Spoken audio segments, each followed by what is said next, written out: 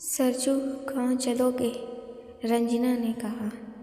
अरे छोटी मालकिन, आप आइए ना, बैठिए। मैं तो ये ऊँट गाड़ी इसीलिए यहाँ लिए खड़ा रहता हूँ, गांव की कोई सवारी आए। सरजू ने आश्चर्य और खुशी से कहा। ये तुम्हारी आँख को क्या हुआ सरजू? रंजना ने आशंकित होते हुए पूछा। रंजना ने देखा सरजू बहुत कमज़ोर हो गया था और शायद कम उम्र में ही बुढ़ापे की तरफ जा रहा था।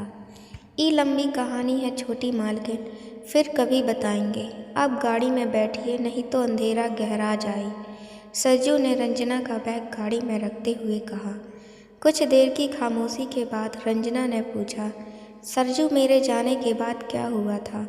और तुम हरिया के साथ रामू और चगलू को लेकर क्यों आए थे? कुछ देर की खामोशी के बाद सरजू बोला, छोटी मालकिन, हम हरिया, रामू और चगलू को साथ इसलिए लेकर आए थे क्योंकि हम जानते थे कि आप हमारे साथ नहीं किसी और के साथ भाग रही थी और वो तीनों हमारी जान की रक्षा करेंगे। अरे तुम्हें मालूम था? तुम्हें कैसे पता चला? और फिर तुमने ये जानते हुए कि हम किसी और के साथ भाग रहे हैं, अपनी जान को जोखिम में क्यों डाली? रंजना ने चकित होते हुए पूछा। जी, आपने हमको एक लेटर पोस्ट किया था, वो आपने जल्दबाजी में सही से चिपकाया नहीं था, वो हमने पढ़ लिया था।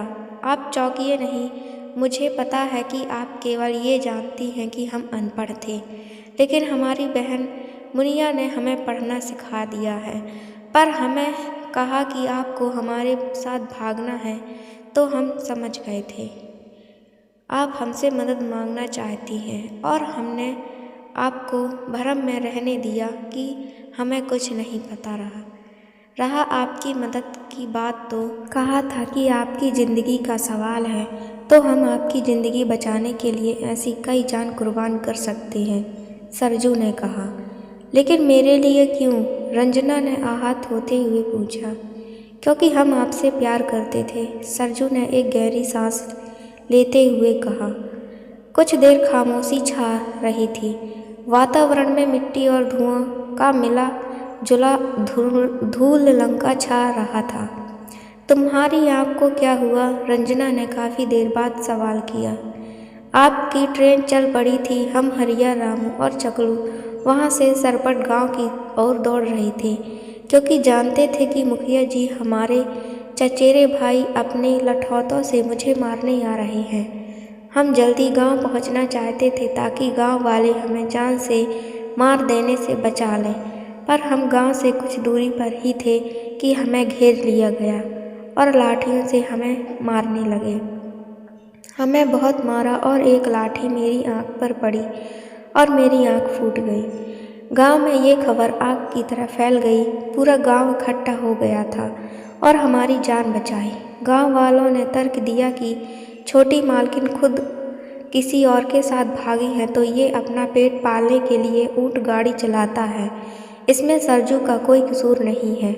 आपके घर वाले हमें छोड़कर चले गए, पर मुखिया जी ने पंचायत बुला ली और ये दलील की कि मैंने उनकी बेटी को भगाने में मदद की है।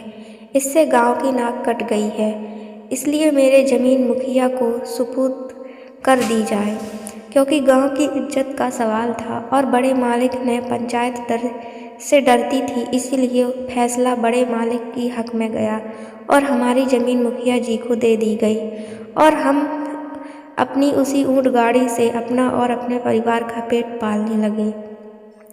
सरजू ने सारा किस्सा कह सुनाया। ओ सरजू, हमें माफ़ कर दो, इन सब के जिम्मेदार मैं हूँ। मुझे दुख है मेरे कारण तुम्हारी आँख और खेत दोनों चले गए, रंजना ने बहुत दर्द में कहा। कुछ देर खामोशी रही। तुम्हारे बच्चे कितने हैं? रंजना ने पूछ लिया। बच्चे? छोटी मालकिन, हमारी आँख फूट गई, ज़मीन चली गई तो हमें अपनी बेटी कौन देता? कुछ रिश्ते भी आए, पर बड़े मालिक और उनके चचेरे भाइयों ने उन सबको भगा दिया और अपनी बेटी इससे ब्याह दी, तो हमें अपनी बेटी के भगाने का बदला तुम्हारी बेटी से ले लेंगे। और उसके बाद कोई रिश्ता नहीं आया हमारे लिए, और हमारी बहन भी कुंवारी बैठी है और उसके लिए भी कोई रिश्ता नहीं आ रहा है। सब पूछते हैं बड़ा भाई कुंवारा क्यों बैठा है, पर हम अपनी ज़िंदगी में खुश हैं, हमें कोई मलाल नहीं है। छोटी मालकिन आप खुश और सुखी रहिए, सरजू ने मासूमियत से बताया। सरजू मैं अब तक तो खुश थी पर आज बहुत दुखी हो गई हूँ। मैं तुम्हारी ज़िंदगी बर्बाद कर दी है, रंजना ने पलकें भीगी। छोटी मालकिन गांव आ गया है, पर आपको यही उतरना होगा, हम बड़े मालिक के सामने कभी नहीं जाते हैं, सरजू ने बताया। सरजू मैं भी पिताजी के बिना बताए आई हूँ। मुझे माँ ने सूचना मिली थी कि अंतिम सांस ले रहे हैं, मुझे बहुत याद कर रहे हैं। सुनो मैं कुछ कर सकती हूँ तुम्हारे लिए, रंजना ने भावुक होकर कहा।